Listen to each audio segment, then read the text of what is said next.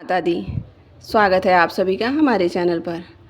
जैसा कि आप सभी जानते हैं, नवरात्रि के चौथे दिन माता कुष्मांडा की पूजा की जाती है और नवरात्रि के चौथे दिन दुर्गा सप्तशती के 5वें, 6वें, 7वें और 8वें अध्याय का पाठ किया जाता है। तो चलिए हम भी बिना किसी देर के प्रारंभ करते हैं।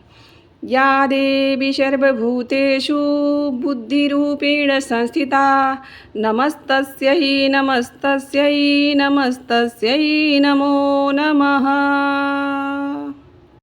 5वें अध्याय में देवताओं द्वारा देवी की स्तुति, चंडमुंड के मुख से अंबिका के रूप की प्रशंसा सुनकर शुंभ का उसके पास दूत भेजना और दूत का निराश लौटने का वर्णन किया गया है। ऋषि कहते हैं पूर्व काल में शुंभ और निशुंभ नामक असुरों ने अपने बल के घमंड में आकर सचिपति इंद्र के हाथ से तीनों लोक का राज्य और यज्ञ भाग छीन लिए। वे ही दोनों सूर्य, चंद्रमा, कुबेर, यम और वरुण के अधिकार का भी उपयोग करने लगे। वायु और अग्नि का कार्य भी वही करने लगे। उन दोनों के सब देवताओं को अपमानित, राजभ्रष्ट, पराजित तथा अधिकारहीन करके स्वर्ग से निकाल दिया। उन दोनों महान असुरों से तिरस्कृत देवताओं ने अपराजिता देवी का स्मरण किया और सोचा, जगदम्बा ने हम लोगों को वर दिया था कि आपत्ति काल में स्मरण करने पर मैं तुम्हारे सब आपत्तियों का तत्काल नाश कर दूंगी।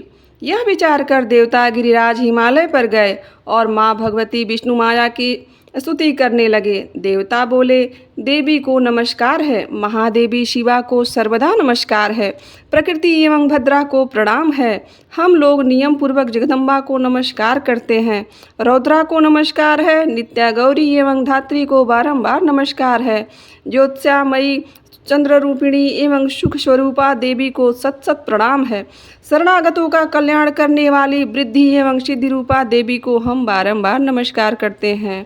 नैसर्ती अर्थात राक्षसों की लक्ष्मी, राजाओं की लक्ष्मी तथा सर्वाणी शिव पत्नी स्वरूपा आप जगदम्बा को बार बार नमस्कार है।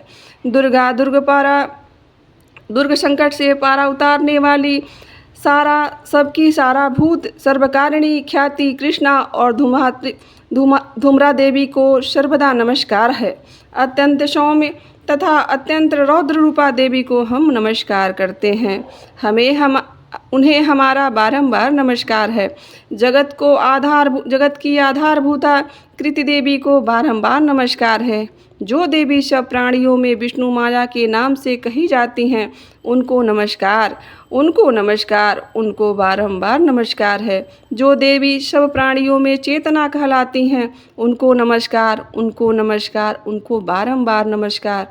जो देवी सब प्राणियों में बुद्धि रूप में स्थित हैं, उनको नमस्कार, उनको नमस्कार, उनको बारंबार नमस्कार। जो देवी सब प्राणियों में निद्रा रूप में स्थित हैं, उनको नमस्कार, उनको नमस्कार, उनको बारंबार नमस्कार। जो देवी सभी प्राणियों में क्षुधा के रूप में स्थित हैं, उनको नमस्कार, उनको नमस्कार, उनको बारंबार नमस्कार। जो देवी सब प्राणियों में छाया रूप में स्थित हैं, उनको नमस्कार, उनको नमस्कार, उनको बारंबार नमस्कार। जो देवी सब प्राणियों में शक्ति रूप से स्थित हैं, उनको नमस्कार, उनको नमस्कार, उनको बारंबार नमस्कार। जो देवी सब प्राणियों में तृष्णा रूप में स्थित हैं, उनको नमस्कार, उनको नमस्कार, उनको बारंबार नमस्कार। जो देवी सब प्राणियों में क्षमा रूप में स्थित हैं, उनको नमस्कार, उनको नमस्कार, उनको बारंबार नमस्कार। जो देवी सब प्राणियों में जाति रूप में स्थित हैं, उनको नमस्कार, उनको नमस्कार, उनको बारंबार नमस्कार। जो देवी प्राणियों में लज्जा रूप में स्थित हैं, उनको नमस्कार, उनको नमस्कार, उनको बारंबार नमस्कार। जो देवी सब प्राणियों में शांति के रूप में स्थित हैं, उनको नमस्कार, उनको नमस्कार, उनको बारंबार नमस्कार। जो देवी सभी प्राणियों में श्रद्धा के रूप में स्थित हैं, उनको नमस्कार, उनको नमस्कार, उनको बारंबार नमस्कार। जो देवी सभी प्राणियों में कांति के रूप में स्थित हैं, उनको नमस्कार, उनको नमस्कार, उनको बारंबार नमस्कार। जो देवी सभी प्राणियों में लक्ष्मी के रूप में स्थित हैं, उनको नमस्कार, उनको नमस्कार, उनको बारंबार नमस्कार। जो देवी सब प्राणियों में वृत्ति रूप में स्थित हैं, उनको नमस्कार, उनको नमस्कार, उनको बारंबार नमस्कार। जो देवी सब प्राणियों में स्मृति के रूप में स्थित हैं, उनको नमस्कार, उनको नमस्कार, उनको बारंबार नमस्कार। जो देवी सब प्राणियों में दया रूप में स्थित हैं, उनको नमस्कार, उनको नमस्कार, उनको बारंबार नमस्कार। जो देवी सभी प्राणियों में तुष्टि के रूप में स्थित हैं, उनको नमस्कार, उनको नमस्कार, उनको बारंबार नमस्कार। जो देवी सब प्राणियों में माता के रूप में स्थित हैं, उनको नमस्कार, उनको नमस्कार, उनको बारंबार नमस्कार। जो देवी सब प्राणियों में भ्रांति रूप में स्थित हैं, उनको नमस्कार, उनको नमस्कार, उनको बारंबार नमस्कार। जो देवी इंद्रिय वर्ग की अधिष्ठात्री देवी हैं, सब प्राणियों में सदा व्याप्त रहने वाली हैं, उन व्याप्ति देवी को बारंबार नमस्कार। जो देवी चैतन्य रूप से हम संपूर्ण जगत को व्याप्त करके स्थित हैं, उनको नमस्कार, उनको नमस्कार, उनको बारंबार नमस्कार। पूर्व काल में अपने अभीष्ट को की प्राप्त होने से देवताओं ने जिनकी स्तुति की तथा देवराज इंद्र ने बहुत दिनों तक जिनका सेवन किया, वह कल्याण की साधना भूता ईश्वरी हमारा कल्याण और मंगल करे तथा सारी आपत्तियों का नाश कर डाले। उद्दंड दैत्यों से सताए हुए सभी देवता जिन परमेश्वरी को इस समय नमस्कार करते हैं तथा जो भक्ति से विनम्र पुरुषों द्वारा स्मरण की जाने पर तत्काल ही संपूर्ण विपत्तियों का नाश कर देती हैं, वे जगदम्बा हमारा संकट दूर करे। ऋषि कहते हैं कि राजन, इस प्रकार जब देवता स्तुति कर रहे थे, उस समय पार्वती देवी गंगा जी के जल से स्नान करने के लिए वहां आई। उन सुंदर भौहें वाली भगवती ने देवताओं से पूछा, आप लोग यहाँ किसकी स्तुति करते हैं?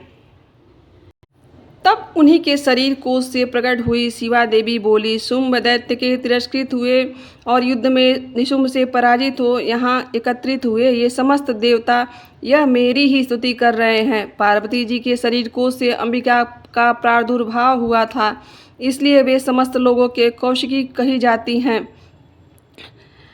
हिमालय में रहने वाली कालिका देवी के नाम से विख्यात हुई। तदंतर शुंभ और निशुंभ के भृत्य चंडमुंड वहाँ आने और उन्होंने परम मनोहर रूप धारण करने वाली अंबिका को देखा। फिर वे शुंभ के पास आकर बोले, चंडमुंड बोले, महाराज, एक अत्यंत मनोहर स्त्री है जो अपनी दिव्य कांति से हिमालय को प्रकाशित कर रही है। वैसा उत्तम रूप कहीं किसी ने भी नहीं देखा होगा। असुरेश्वर, पता लगाइए वह देवी कौन है और उसे ले लीजिए। स्त्रियों में वह रत्न है, उसका प्रत्येक अंग बहुत ही सुंदर है तथा वह अपने अंगों की प्रभा से संपूर्ण दिशाओं में प्रकाश फैला रही है। दैत्यराज, अभी वह हिमालय पर ही मौजूद है, आप उसे देख सकते हैं। प्रभो, तीनों लोक में मणि, हाथी और घोड़ा आदि जितने भी रत्न हैं, वे सब इस समय आपके घर की शोभा पाते हैं। हाथियों में रत्नभूत एरावत यह परिजात का वृक्ष और यह उच्चैश्वरा घोड़ा, यह सब आपने इंद्र से ले लिया है। हंसों से जुड़ा हुआ यह विमान भी आपके आंगन की शोभा पाता है। यह रत्नभूत अद्भुत विमान जो पहले ब्रह्मा जी के पास था, अब आपके पास लाया गया है। यह महापद नामक निधि आप कुबेर से छीन लाए हैं। समुद्र में भी आपको कलिंजिंग नाम की माला भेंट की है, जो केसर से सुशोभित है, जिसके कमल कभी कुमलाते नहीं हैं। सुवर्ण की वर्षा करने वाला वरुण का छत्र भी आपके घर में शोभा पाता है तथा यह श्रेष्ठ रथ भी आप पहले प्रजापति के अधिकार में था, अब आपके पास मौजूद है। दैत्येश्वर, मृत्यु की उत्क्रांतिका नाम वाली शक्ति भी आपने छीन ली है तथा वरुण का पास और समुद्र में होने वाले सब प्रकार के रत्न आपके भाई निशुंभ के अधिकार में है। अग्नि ने भी स्वतः शुद्ध किए हुए वस्त्र आपकी सेवा में अर्पित किए हैं। दैत्यराज, इस प्रकार सभी रत्न आपने एकत्रित कर लिए हैं। फिर जो यह स्त्री के रत्न रूप कल्याणमयी देवी है, इसे आप क्यों नहीं अपने अधिकार में कर लेते हैं? ऋषि कहते हैं कि चंडमुंड का यह वचन सुनकर शुंभ ने महादैत्य सुग्रीव को दूत बनाकर देवी के पास भेजा और कहा, तुम मेरी आज्ञा उसके समान ये भी बातें कहना, ऐसा उपाय करना जिससे प्रसन्न होकर वह शीघ्र यहाँ आ जाए। यह दूत पर्वत से अत्यंत रमणीय प्रदेश में जहाँ देवी मौजूद थी वहाँ और मधुर वाणी में कोमल वचन बोला। दूत बोला, देवी, दैत्यराज शुंभ इस समय तीनों लोकों के परमेश्वर हैं। मैं उन्हीं का भेजा हुआ दूत हूँ और यहाँ तुम्हारे ही पास आया हूँ। उनकी आज्ञा सदा सब देवताओं एवं एक स्वर से मानते हैं, कोई उनका उल्लंघन नहीं करता है। वे संपूर्ण देवताओं को परास्त कर चुके हैं। उन्होंने तुम्हारे लिए जो संदेश दिया है उसे सुनो।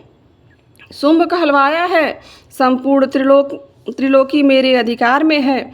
देवता भी मेरी आज्ञा के अधीन चलते हैं। संपूर्ण यज्ञों में के भागों को मैं ही पृथक पृथक भोगता हूँ। तीनों लोकों में जितने श्रेष्ठ रत्न हैं वे सब मेरे अधिकार में हैं।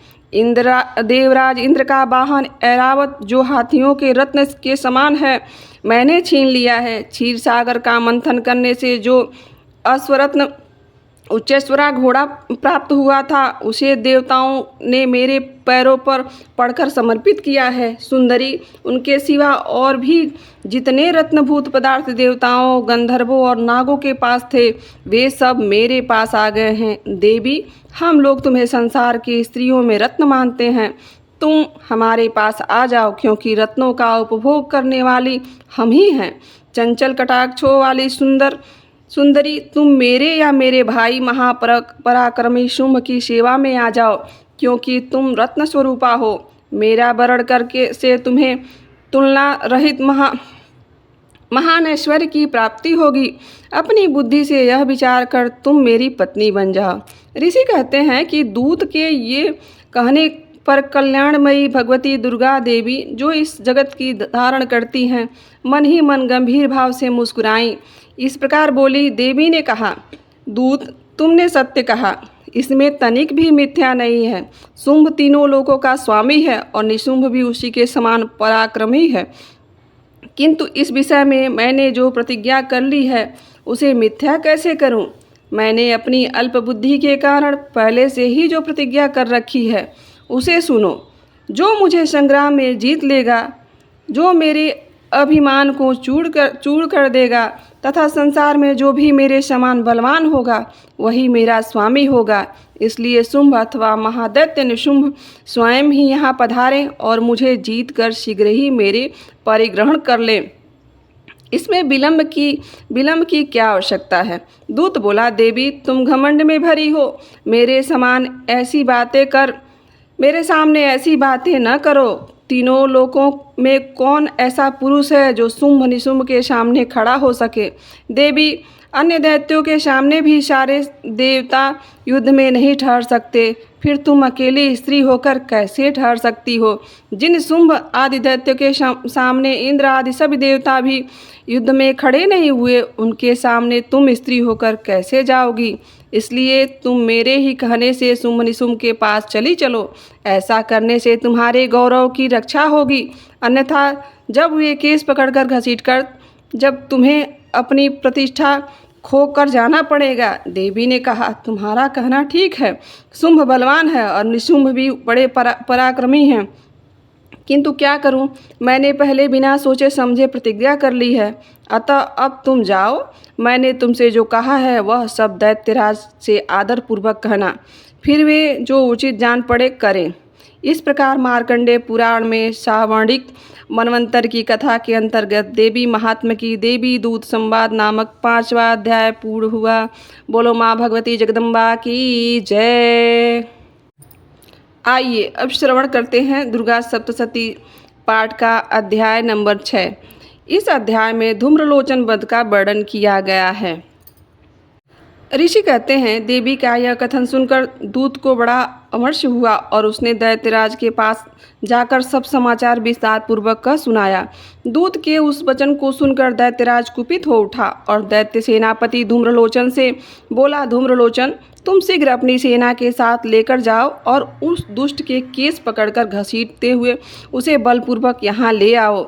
उसकी रक्षा करने के लिए यदि कोई दूसरा खड़ा हो तो वह देवता, यक्ष अथवा गंधर्व की ही क्यों न हो, उसे अवश्य मार डालना।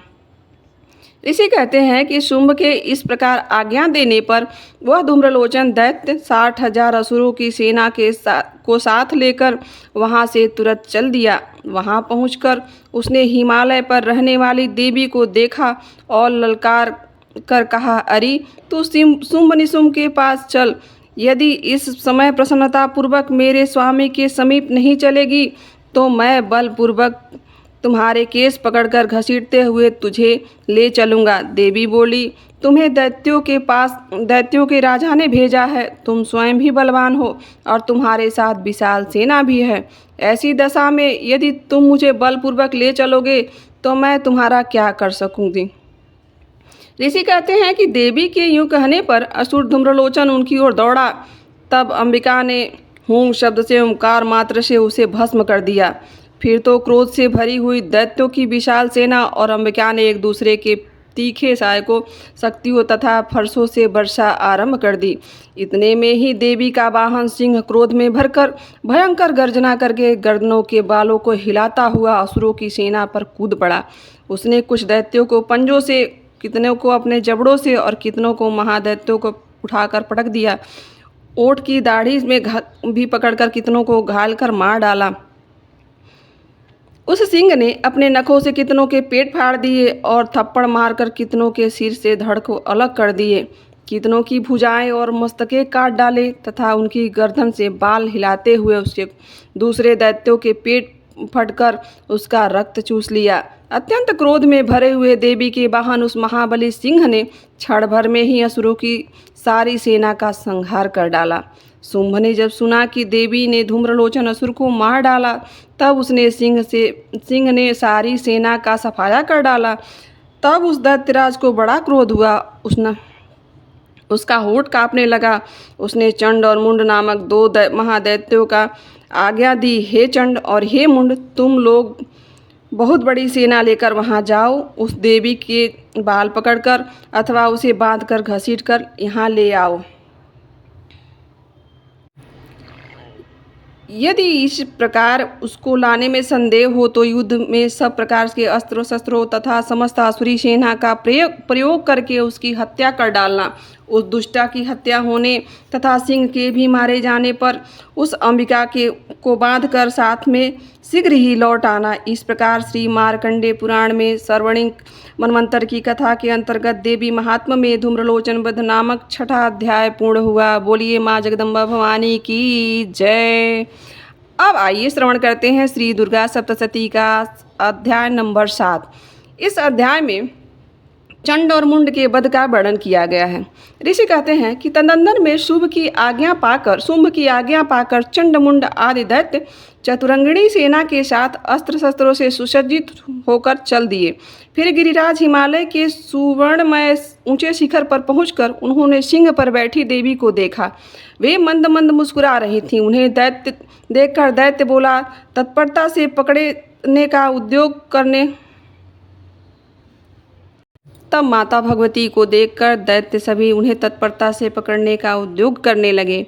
किसी ने धनुष तान लिया तो किसी ने तलवार संभाली। कुछ लोग देवी के पास आकर खड़े हो गए। तब अंबिका ने उन शत्रुओं के प्रति बड़ा क्रोध किया। उस समय क्रोध के कारण उनका मुख काला पड़ गया, ललाट के भौहें टेढ़ी हो गई और वहां से तुरंत विकराल रूप मुखी काली प्रकट हुई, जो तलवार और पास लिए हुई थीं।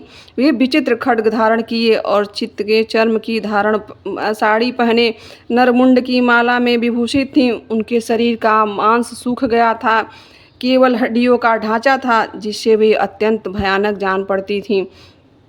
उनका मुख बहुत विशाल था। जीभ लपलपा के कारण वे और भी डरावनी प्रतीत हो रही थीं। उनकी आंखें भीतर को धसी हुई और लाल थीं। वे अपनी भयंकर गर्जना से संपूर्ण दिशाओं को गुजा रही थीं।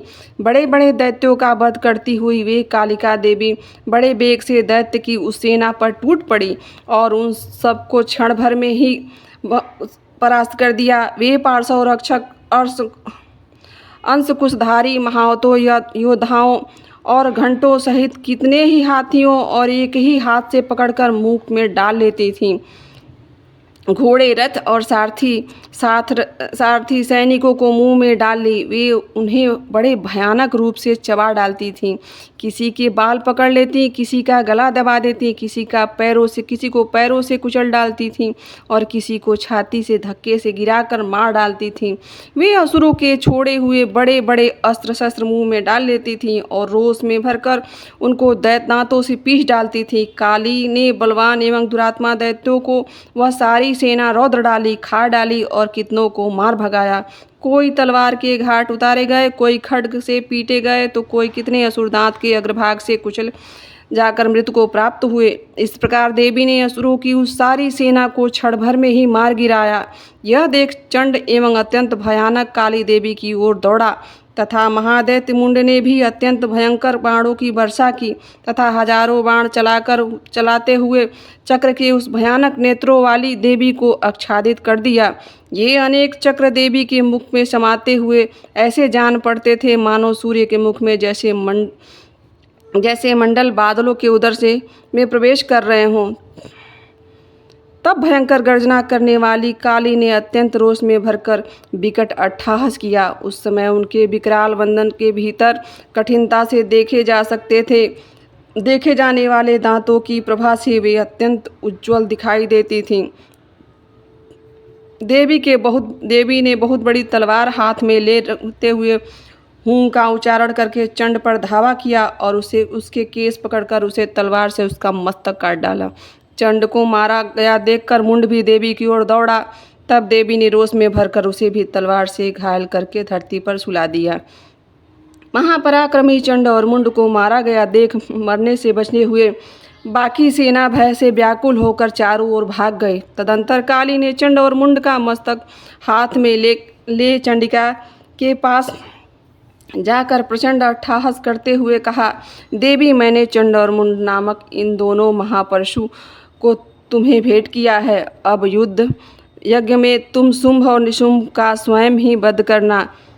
ऋषि कहते हैं, वहाँ लाए हुए उन चंड और मुंड नामक महादैत्यों को देखकर कल्याणमयी चंडी ने काली से मधुर वाणी में कहा, देवी, तुम चंड और मुंड को लेकर मेरे पास आई हो, इसलिए संसार में चामुंडा के नाम से तुम्हारी ख्याति होगी।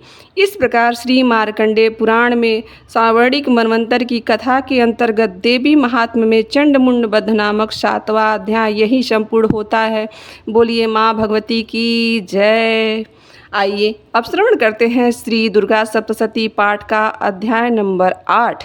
महर्षि मेधा ने कहा, चंड और मुंड नामक असुरों के मारे जाने से और बहुत सी सेना के नष्ट हो जाने से असुर के राजा प्रतापी शुंभ ने भी क्रोध युक्त होकर अपनी संपूर्ण सेना को युद्ध के लिए तैयार होने की आज्ञा दी। उसने कहा, अब उदायुक्त नामक 86 असुर सेनापति अपनी सेनाओं के साथ युद्ध के लिए जाए और कुंभ नामक 84 सेनापति भी युद्ध के लिए जाए। इसके अलावा कोटिवीर्य नामक 50 सेनापति और धौम्रकुल नामक 100 सेनापति प्रस्थान करें। कालक, दोहद्र, मौर्य और कालकीय ये दैत्य भी मेरी आज्ञा से सजकर युद्ध के लिए कूच करें। भयानक शासन करने वाला असुरों का स्वामी शुंभ इस प्रकार आज्ञा देकर बहुत बड़ी सेना के साथ युद्ध के लिए चला। उसकी सेना को अपनी ओर आता देखकर चंडिका ने अपनी धनुष की टंकार से पृथ्वी और आकाश के बीच का भाग गूंज उठा। हे राजन, इसके पश्चात देवी ने सिंह के दहाड़ना आरंभ कर दिया और अंबिका के घंटे के शब्दों से उस ध्वनि को और भी बढ़ा दिया। धनुष की टंकार, चेड़ की दहाड़ और घंटे के शब्द से पृथ्वी और आकाश के बीच का भाग गूंज उठा और इसके साथ ही देवी ने अपने मुख को और भी भयानक बना लिया। ऐसे भयंकर शब्दों को सुनकर राक्षसी सेना ने देवी तथा सिंह को चारों ओर से घेर लिया।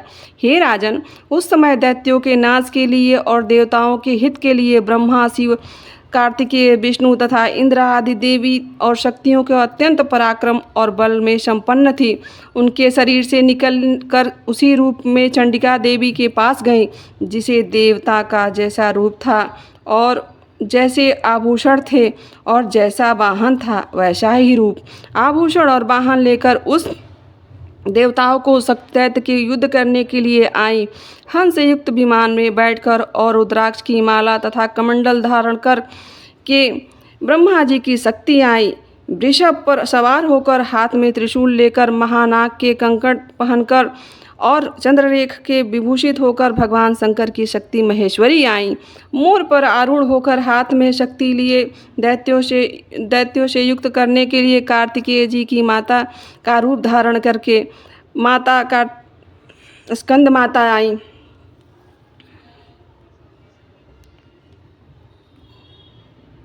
भगवान विष्णु की शक्ति गरुड़ पर सवार होकर शंख, चक्र, गदा, धनुष तथा खड्ग धारण कर लिए हुए आई। श्री हरि की शक्ति वाराही, वाराह का शरीर धारण करके आई और नरसिंह के समान शरीर धारण करने उनकी शक्ति नरसिंही भी आई। उनकी गर्दन के झटकों से आकाश के तारे टूट पड़ते थे।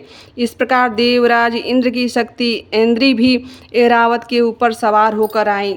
इसके पश्चात इन देव शक्तियों से घिरे हुए भगवान शंकर ने चंडिका से कहा, मेरी प्रसन्नता के लिए तुम शीघ्र ही इन असुरों को मारो।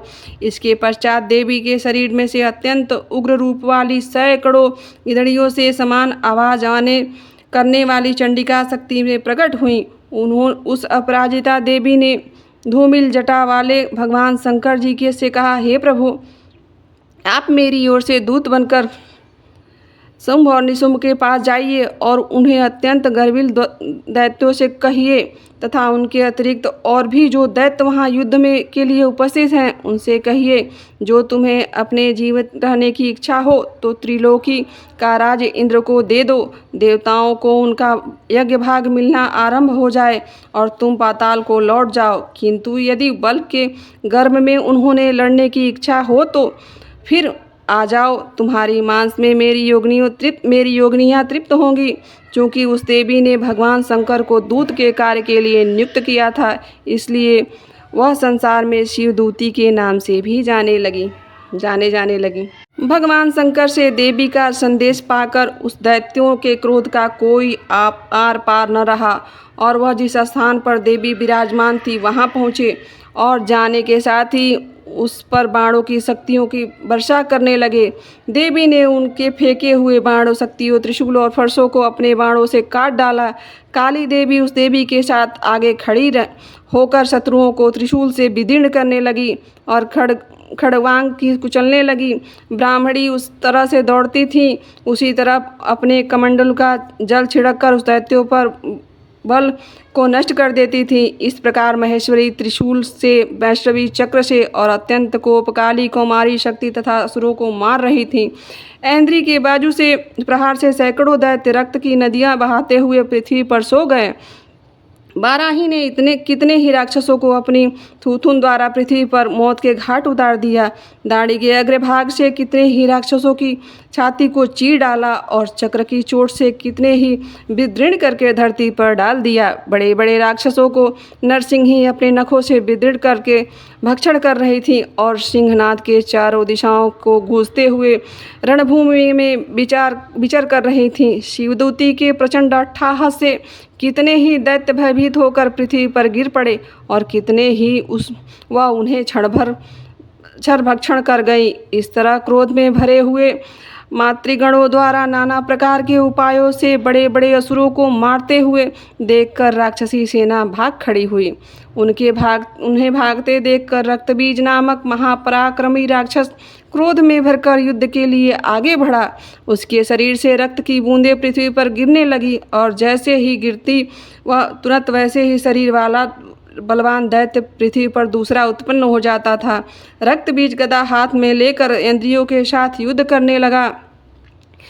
जब इंद्र शक्ति ने उसके वज्र से उसे मारा तो घायल होने के कारण उसके शरीर से बहुत सा रक्त बहने लगा और उसके प्रत्येक बूंद से उसके समान ही बलवान एक महापराक्रमी दैत्य भयंकर रूप में प्रकट हो गए।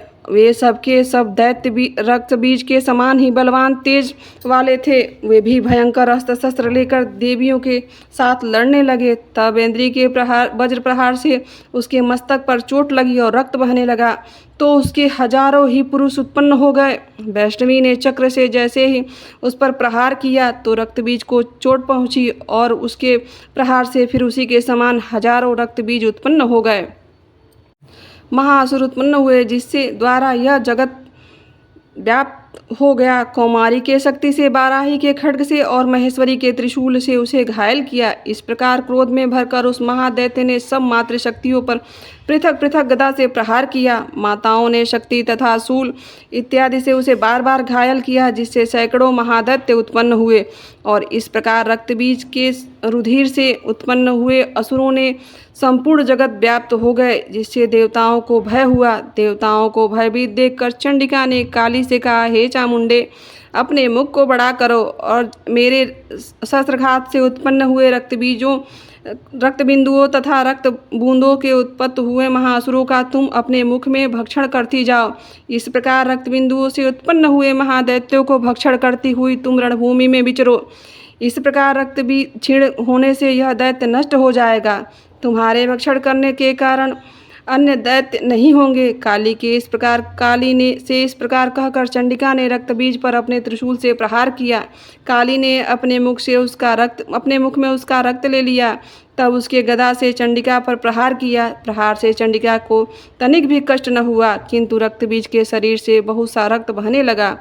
लेकिन उसके गिरने के साथ ही काली ने उसे अपने मुख में ले लिया। काली के मुख में उस रक्त से जो असुर उत्पन्न हुए उसने भक्षण कर लिया और रक्त को पीती गई। तदंतर देवी ने रक्त बीज को उसका खून काली ने पिया था। चंडिका के उस दैत्य को वज्र, बाण, खड्ग तथा ऋषि इत्यादि से मार डाला। हे राजन, अनेक प्रकार के अस्त्रों से मारा हुआ और खून से वंचित वह महादैत्य रक्तबीज पृथ्वी पर गिर पड़ा। हे राजन, उसके गिरने से देवता अत्यंत प्रसन्न हुए और माताएं उन असुरों का रक्त पीने के पश्चात उद्यत होकर नृत्य करने लगी। इस प्रकार मार्कंडेय पुराण में श्रवणिक मनवंतर की कथा के अंतर्गत देवी महात्म्य में रक्त बीज नामक 8वां अध्याय संपन्न हुआ। तो आज के लिए इतना ही। मिलेंगे कल दूसरे अध्यायों के साथ। यहाँ तक की कथा कैसी लगी कमेंट करके ज़रूर बताइएगा और अच्छी लगी तो हमसे जुड़ जाइए। माँ भगवती आप सभी का कल्याण करें। यहाँ तक बने रहने के लिए आप सभी का बहुत बहुत धन्यवाद। जय माँ जगदम्बे।